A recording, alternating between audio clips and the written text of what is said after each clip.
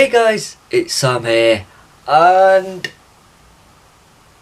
yesterday Liverpool beat Manchester City by a goal to nil in a tense, feisty, and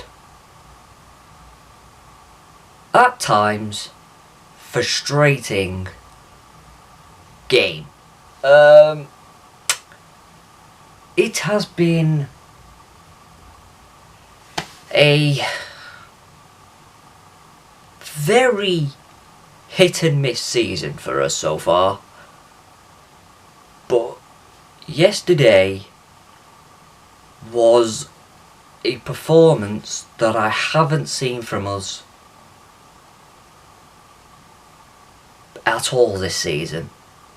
It had fight, it had passion, it had desire. Everyone put in a shift. Unfortunately for Diogo Jota, it came at a cost because he was stretchered off at the end. I'm recording this at 2:30 in the afternoon, and we still haven't heard anything about Diogo Jota.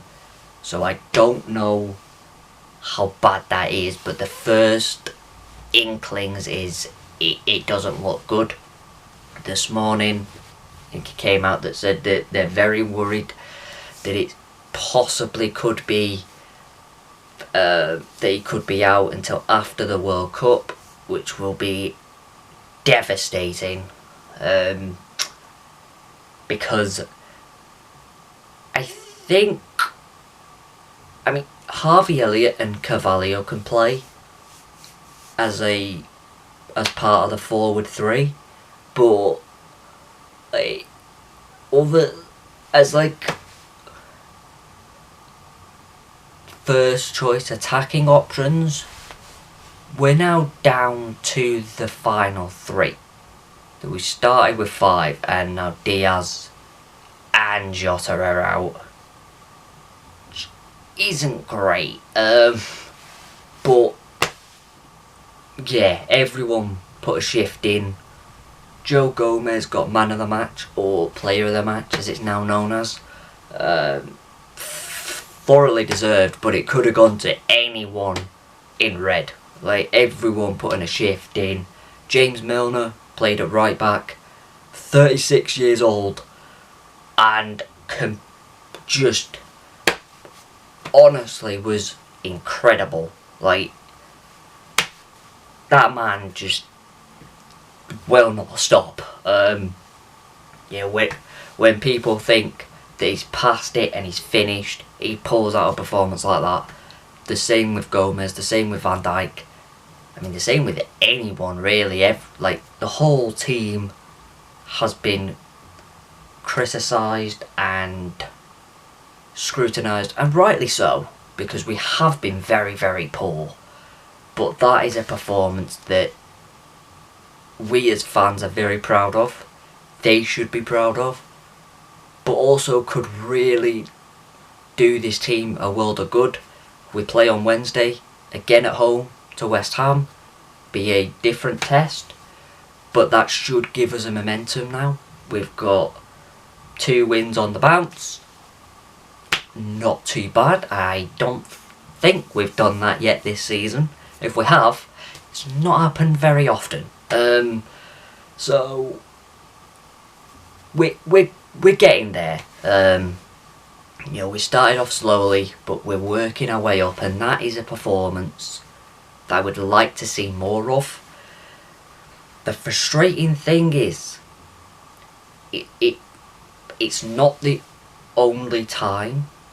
For the last few years, a lot of the time when we play the big teams, it brings out a performance like that, and then you go to a smaller team and it just falls away. The complacency sits in, and it's not great. I really hope that doesn't happen this time, because we can't really afford for it to happen. We've given the other teams a head start, but we really need to catch up now, because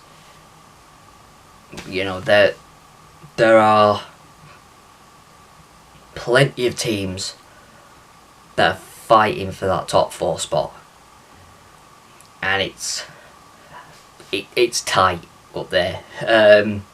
It could go either way. The title, 2nd place, 3rd place, 4th place, 5th, 6th, relegate. Like, the whole table is extremely tight at the minute.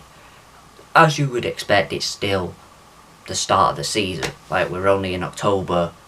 Literally, I think we're not even 2 full months into a season yet. So we're still at the early stages. But the fact is, with the World Cup being played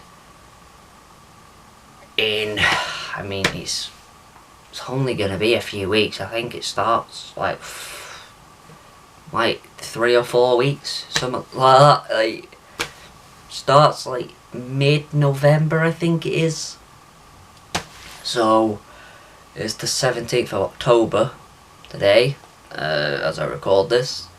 So yeah, it's probably like just like a month away, which is, yeah, that obviously puts some things into perspective. You have to really go into that World Cup having being in a good place, I would say. It's not great if you're, having so many weeks off at not a great place, because when you're not in a great place, all you really want to do is rewrite it as quickly as possible. So we have a few games left until the World Cup starts. Very good opportunities in there. I think the hardest one is Tottenham. I think it's away. But like I said, we've got West Ham at home. In there as well, we have Derby in the Carabao Cup. We have Ajax and Napoli to round off our Champions League campaign. We only need a point in Amsterdam to qualify with Napoli for the last 16. Who else do we have? Forest at the weekend away, which should be great. I mean, they're having a bad spell at the minute, so this could be the time to go to the City Ground and really, like, put in a massive just damper in their hopes and dreams. But it's Liverpool, and because they're in a tricky situation, they're really gonna want that 3 points, and it could be a very difficult game. But anyway, on to yesterday, and yeah, we won, which is the main thing. But I mean, the referee, we're going to start with the referee, because I don't know how that guy, the guy being Anthony Taylor, could ever referee a game again after that, because he was awful. His linesmen were awful. The 4th official was awful. Like, everyone was awful. Like, they were all shit. None of them did their job properly. Like, the amount of fouls in the game that weren't given as fouls, both ends by the way, were, like, the whole point was that at the beginning of the season said, we're going to let the game flow. The problem with that, when you're deliberately fouling someone, like dragging them down, that is a foul. It's not allowed in football. You allow that to go on, it gets feisty. The crowd gets up, the players get angry because they're not getting decisions, and then things snap. You're lucky there wasn't like a proper fight in this game, because that referee just let everything go bar a few. But the majority of it, at some points I thought his whistle had broke, because like, we can see it, the whole world can see it, yet the person directly in front of it magically can't see it. Makes no sense at all. Like, for instance, after we scored, a few minutes after, Mo Salah on the wing, Bernardo Silva literally all over him, yanks him down, play on. Jurgen Klopp, rightly so, is pissed, goes overboard, gets sent off, but he shouldn't have even been sent off. He shouldn't have even get to the point of overreacting or going overboard, because the referee should pull it up. The linesman, who's literally a yard away, right in front of him, doesn't flag. No. See, feels like that is a perfectly fair challenge. The point of not flagging or blowing your whistle for a foul is you don't believe that's a foul. How can anyone not believe that that was a foul? No one. Even City fans can't say that's not a foul, because it is. Because it's Rule 101 in the rule book. Blatant, obvious foul. Blatant, obvious foul on Fabinho. Doesn't get picked up. City go through. Blatant foul on Alisson. Don't get picked up. They score. They then go to VAR. Should never have got to VAR. Plus, even before that attack, we should have had a corner, because Salah goes through and it's saved. Why can't... The point of VAR was to help the referees. Why is it only for certain things? Offsides, or clear and obvious errors, sending offs. Like, why can't someone just from the screen look that back and go, actually mate, it's a corner, and change it? Because then you get consistency. Then you don't get these problems. You get a game that is fair. At the minute, it's not. Because people don't know what the fuck is going on. Apparently, we were supposed to get referees' reports coming out, or at least the VAR decision coming out, of why it was given or why something wasn't given. Where's that gone? Because I don't see that happening. Because apparently managers are now stood there after games not understanding what happened. And you get salty managers like Pep Guardiola come out and go, well, this is Anfield. Is it though? Is it? I don't think it is. It's a foul. It was a foul on Alisson. It should have been a corner way before you put the ball in the fucking back of the net. You bored prick. It winds me up so much that people just seem to throw the rule book out, but then bring it in whenever they feel like it. And referees are doing it. Because not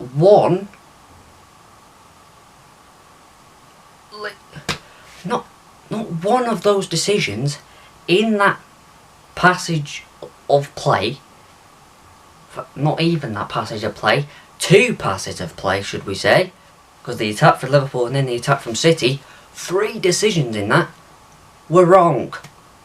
Yet not one of the linesmen or referee picked it up. How? How are you refereeing Premier League games the supposed best league in the world, with the shittest officials in the world. It makes the game so unfun. Football is meant to be fun. You're meant to enjoy it. Yeah, people will not like losing. But if you lose a game just because a team were better than you, fair. That's fair. Everyone accepts that. But it's when you're losing games through errors of refereeing that is fucking this game. That is not fair. Consistency does not exist in this sport anymore. Apparently, we were supposed to have the advantage go to the striker now for offside decisions. Apparently, in line, you can now be in line again. That also seems to be scrapped, because there's been many decisions this season where they've given offside where the player literally is in line. You can't even tell he's offside. The point, again, of bringing VAR in was to help referees correct clear and obvious mistakes where a player was clearly offside but was given onside, or a challenge was made that was reckless and should have been sent off but wasn't. Those were the reasons it was brought in. But it doesn't seem to have made the game better. It seems to have made the game worse. How?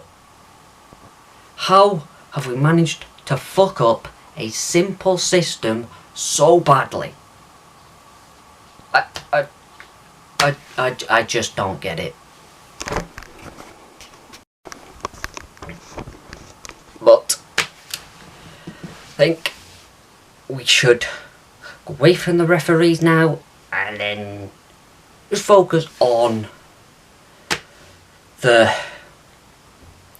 game. Going back to the players, very, very happy with everyone's performance. Over the last few weeks, and pretty much this entire season so far, we really have been questioning Van Dijk a lot. That was more like a Van Dijk performance. Don't know what we've seen so far this season, but that was more like a Van Dijk performance. Gomez, brilliant. One of his best games. On that form, you take him to Qatar easily. He goes. He needs to put in more of those performances, especially with the likes of Maguire, who apparently is injured. Just saying, he might be, but again, I don't follow Man United, so I wouldn't know. But my opinion, to be honest, wouldn't surprise me if he's not actually injured. But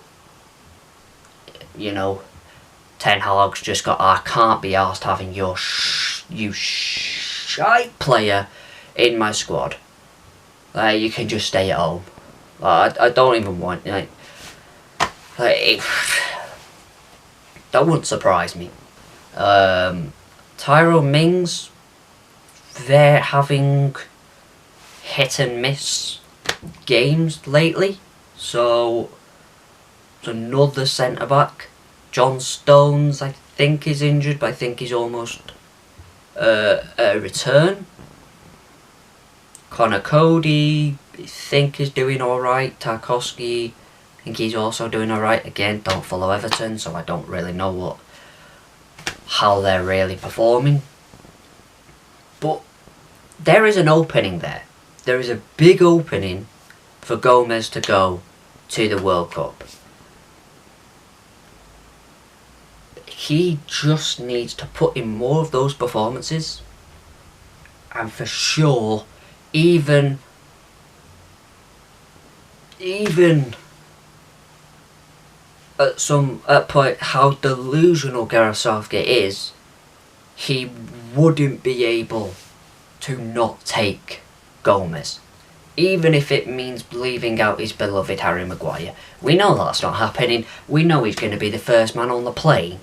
Because for some reason, out of everyone in the world, the only person that doesn't see Harry Maguire for the fraud he is the England manager. So he'll be in the starting 11, and England won't get out of the group. It is that, and if it is, it's because we weren't attacked and Harry Maguire didn't have to defend. The only way we do well in this World Cup is if we get very lucky. To be honest, I feel like the teams in the group have seen the last few games, have seen Harry Maguire over the last few years and how shit he is, and have gone, do you know what, we're not going to sit back, we're actually going to attack them. Because they've got a donkey at the back who can't defend. Literally, only job is to defend, and he can't do it. How are you a centre back? Like, I can't get into Maguire in this video. I've already done that. But yeah, Robertson came back, brilliant. Alisson pulling off some very, very good saves, getting the assist as well. The attackers, I mean, everyone put a shift in. Everyone did their job. Some things could have been better. Like, honestly, I thought it was going to finish 0-0 at some points because we created good opportunities. But when it came to that final ball or the final moments, it would just go wrong. You know, there's a chance when, I think it was in the first half, I think Salah gets the ball, gives it to Harvey Elliott, and Harvey Elliott just sort of messes it up. Like, he could play it back into Salah, he could have ran at the defender, think he was caught in multiple minds of what to do, and just end up fucking it. The second half, Darwin Núñez came off the bench, caused City a lot of problems, but the big one is when he's 3-on-1. Like, he has Jota and Salah, both pretty much free because the defenders, he's got 3 players basically to mark. So he's trying to stick to the ball, but also trying to sort of do that thing where if it goes, he can run. He's not just going to the ball. He has to pass it. Like, you have to pass that. But he didn't. He tried to do it by himself. You know, it's the composure and the awareness of around him that he just needs to work on. He causes teams a lot of problems. He's a very, very neat striker. He does cause them a lot of problems. It's just that final little bit. If he gets that, he could be a seriously dangerous striker for us. And he'll get there. I believe he'll get there. You know, he has been playing catch up, obviously, for the stupid headbutt he did, missing 3 games. You know, you're always going to play catch up at that point, especially when you just joined a new club. You have to really be playing, or at least being in and around the team, pretty much every game really, to get caught up. And so him being out for 3 wasn't great. So he's been playing catch up. He'll get there, but I think it'll take just a little bit more time. But if we can get him to use that little bit and get that little bit right, he'll be a proper dangerous striker, and it'll be a wonderful sight to see.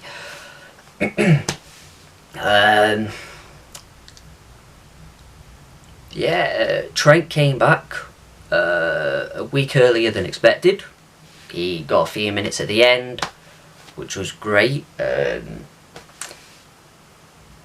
Because Milner, pretty sure Milner played the full 96 or 97 minutes, however long it was, I can't remember anymore. But because he played that, I don't think he'll play on Wednesday. I think it'll be a bit too much to ask of a 36-year-old.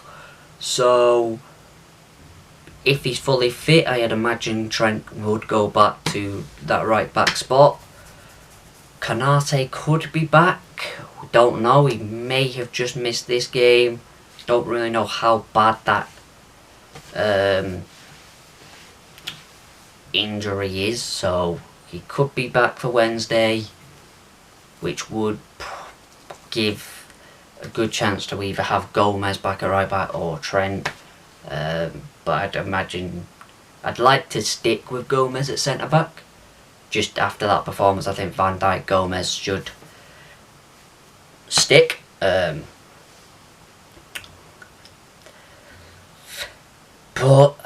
I think Henderson, Carvalho. How many have I done now? I think that's 4. And Tsimikas was the last one to come on for Jota when he got injured right at the end. Excluding Tsimikas because, I mean, that was a forced change right at the end.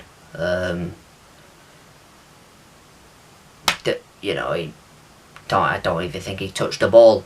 But the other changes were decent. Like, they were, I mean, we ended up seeing it out. We won, so everything seemed to work out. I think the game plan was great. Trying to think of the word, but I couldn't think of it. Like, is it impeccable? Something like that. Two big words for me. But yeah, he was. I think the game plan was executed to perfection. We really nullified Erling Haaland. He didn't have that many opportunities, and even the opportunities he did have weren't clear cut. They weren't amazing chances. There was always defenders near him. We never really let him have a sniff. Did brilliantly to nullify Foden on the right. Great to nullify De Bruyne as well. Like, any other threats we really did well with. So that was obviously De Bruyne, Foden, Haaland. They're like the main three that you would look out for.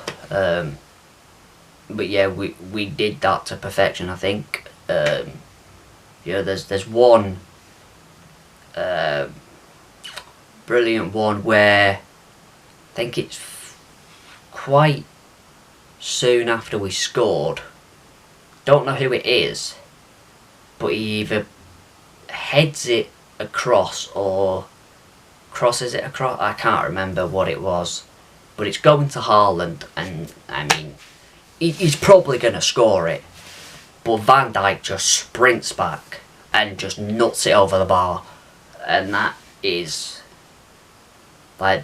just to me showed everything that I wanted from this Liverpool team, was to just give everything they had, and they did. They were bodies on the line, blocking everything they could, throwing themselves at Man City, getting in aggressive, getting in hard, and that's what you want. That's all you can ask for from your team. The goal and the win was an added bonus. For I think a lot of fans, it was just put in a performance. Like if we lose, but you've given 100%, we can't really have too much to complain about. That it's just turn up. That's really all we wanted, because we've seen it too many times this season where we just haven't turned up and we just haven't played well, and all we wanted to see was us play well. And I think so many of us would have taken a point. I think if we'd taken a point, whether it was 0-0, 1-1, 2-2, whatever, I think if we'd drawn the game with that performance, I think most Liverpool fans would actually be happy, and it would feel like a win just because of how our season's gone so far. But the fact that we won it and actually really, City didn't feel as dangerous as they have in the past. I think that's probably, bar maybe the Community Shield, that is probably the worst City performance against Liverpool I've seen for a long time. But yeah, I don't think that anyone can really say that City would have deserved to win that game, because they didn't create an awful lot. To be fair, neither did we. We didn't create mass amounts of chances. I think City probably created more than us, but the performance though is what I think shocked a lot of people, because the performance from City, they didn't really turn up. But to be fair to us, we didn't let them turn up. We didn't let their players play. We didn't give De Bruyne time on the ball, or Foden. We didn't give Haaland space to do Haaland things. Yeah, it was just all round a perfect performance from us.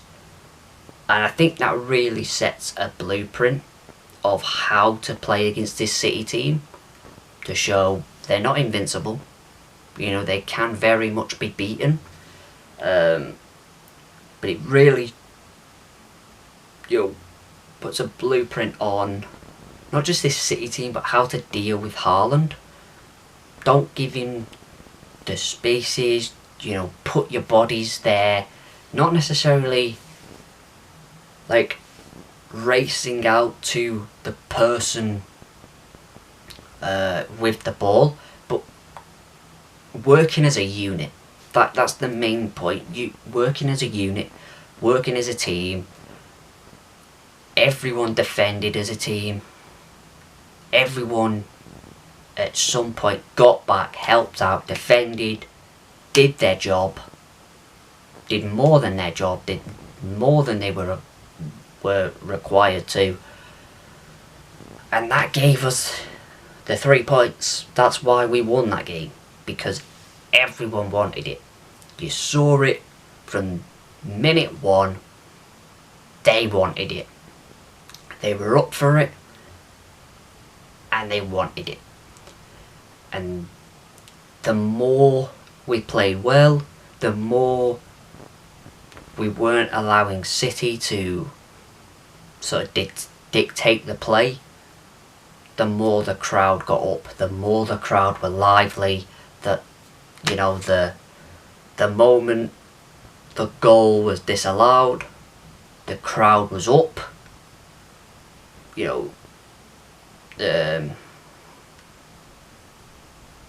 And then literally soon after that, we go down the other end, and Jota has a brilliant opportunity. Ederson does very well to make himself big in that situation. And Jota heads over. Probably should be doing better, really, Diogo Jota. You know, we've seen how good he is with his head. Probably should have headed that in, or at least on target, but to be fair to Ederson, he does very well in that situation. Puts Jota off a bit with his presence, and you know, does what a good goalkeeper will do in those situations, and Jota heads over. But that like really got the crowd going as well, and you saw you know, Jurgen Klopp really get animated, you know, willing the crowd to keep going. It stopped. I don't know when, but as I was saying, like I said, I don't know where it stopped, but basically what I've just said is that was probably one of my, if not my favourite Liverpool performance of this whole Jurgen Klopp era. You know, just everything was spot on. Everything. But the final bit, and the way that I want to finish this video, because it has been quite a long one, is the fact that I have to talk about this again is the upsetting part of this, but it's the mocking of tragedies.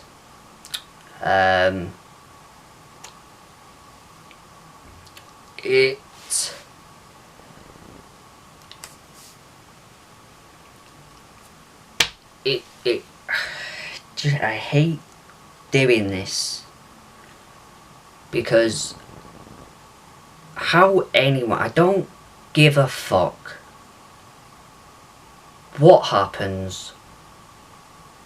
Like, you're a City fan, you don't have to like Liverpool, I get it. You know, take the piss, do whatever, but there's a line. When it comes to deaths, you don't fucking cross the line. And they do, and it's not the first time they did it. They jeered and booed the silence for the semi-final of the FA Cup. The minute silence for the the victims of Hillsborough. And yeah, they come to Anfield, they graffitied our fucking stadium in the was it bathroom, or like I can't remember what part was graffitied, but it, you know, then the chants, and it's so infuriating, because it's what part of 97 people dying do you find fucking funny? It's not. It's just sick and disgusting, and I don't give a fuck if you like just say it's banter, or you know, you don't like Liverpool. Who gives a fuck? I don't like most teams. I don't like Man United. But I never once in my whole life even thought of mocking the Munich air disaster. Because it's scummy, and it's just basic human being behaviour. Someone dies, multiple people die, That's not a funny fucking matter, is it?